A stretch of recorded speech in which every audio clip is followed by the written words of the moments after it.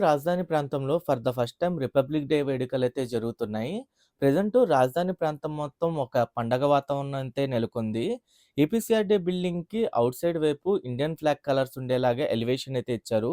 Elevation ఇవ్వడంతో building view చూడండి ఎంత అద్భుతంగా కనిపిస్తుందో. అలాగే పెరేడ్ గ్రౌండ్ దగ్గర అన్ని ఏర్పాట్లు కంప్లీట్ అయిపోయినియి. అక్కడ లైటింగ్ మొత్తం ఏర్పాటు చేయడంతో అక్కడ మొత్తం ఏంటంటే మొత్తం అద్భుతమైన view కనిపిస్తుందక్కడ.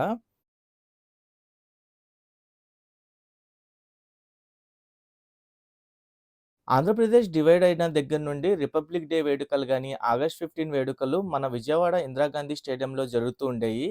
For the first time ఏంటంటే, మన రాజధాని ప్రాంతంలోనే ఈ వేడుకలు చేయాలని చెప్పి 22 ఎకరాల విస్తీర్ణంలో పెరేడ్ గ్రౌండ్‌ని రెడీ చేసి, ఇక్కడే వేడుకలనైతే స్టార్ట్ చేశారు. ఇక్కడ నుండి రిపబ్లిక్ డే వేడుకలు గాని, ఇండిపెండెన్స్ డే వేడుకలు గాని, ఇయన్నీ ఇక్కడి నుండే జరుగుతాయన్నమాట.